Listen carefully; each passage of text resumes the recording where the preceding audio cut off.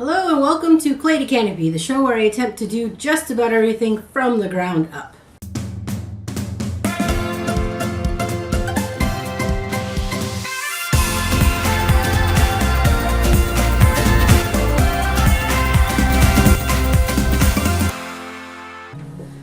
In today's episode, I am going to be walking you through how to make this patch. The great thing about making these quilted patches is they don't require a lot of fabric and you can use up pretty much any tiny bits of scrap because there's no particular shapes that you need to achieve. You're just piecing together tiny bits of fabric here and there, and so therefore it's a great way to use up any of that stash fabric or scraps that you otherwise would have thrown out. And you know, I love the kind of patchwork unevenness feel that it ends up having in the end because each one's going to be completely unique. Now, I shot the footage on making this patch quite some time ago, and it was before I knew what the heck I was doing, so you're going to have to bear with me with this voiceover narration sort of tutorial kind of thing. So, anyway, here we go. To make your patch, the first thing you need is to gather an assortment of materials. This could be scraps of fabric or small clippings from existing stashes. Just keep in mind that you only need a small amount of fabric. Since the pieces are not going to be cut in any particular shape, you don't have to worry about measuring or anything like that either. Be sure to give your cat a cozy place to lay, where she will surely destroy your fabric. If some of your scrap pieces are a bit wonky and wrinkly, you can go ahead and press them. Once you have your bits of fabric, begin pairing them up and pinning them together. I like to start with my smaller scraps and slowly work into my larger ones.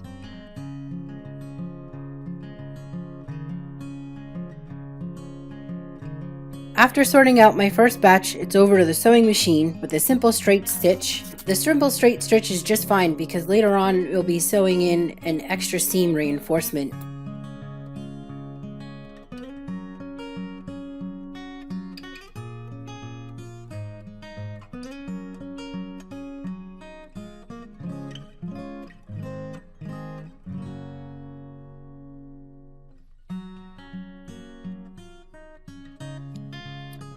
After the first round of pinning and stitching, begin to pair up the newly stitched pieces, forming larger ones. Continue this process until you have a large enough cloth to create your design on.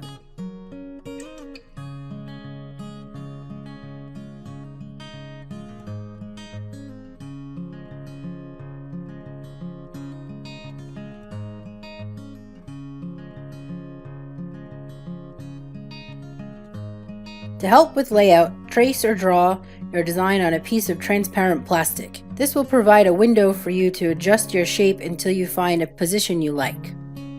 Once you've made that decision, use a fabric marker or disappearing ink marker to transfer your design to the fabric. Next, pin your patchwork fabric to a layer of muslin or thin solid cotton. Begin to top stitch along the seam lines. I love to use the blanket stitch setting on my machine because it gives my projects a hand-done kind of look. To get a thicker appearance, you can use 2 spools of thread at the same time in your needle.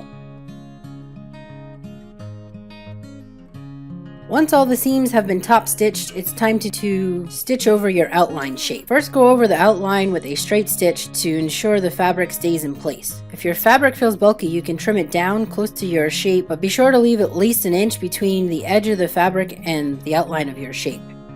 Using a thicker stitch, like a zigzag, go over the outside edge several times to build up a thicker embroidered look. Once you are satisfied with the outline, trim down the excess fabric, being sure not to cut your newly stitched edge. With your base shape complete, you may now add secondary stitching or fabric applique to enhance your design. For easy applique, I used a Pellin Easy Steam fusible web.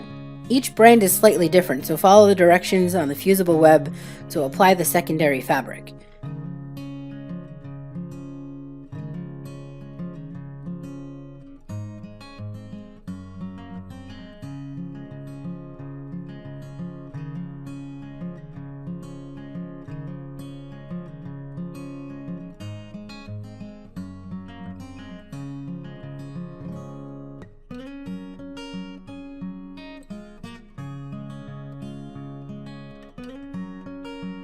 If you choose to have an iron-on patch versus a sew-on patch, you can go ahead and add another layer of that fusible web to the back side of the patch once you've completed all of your applique on the top.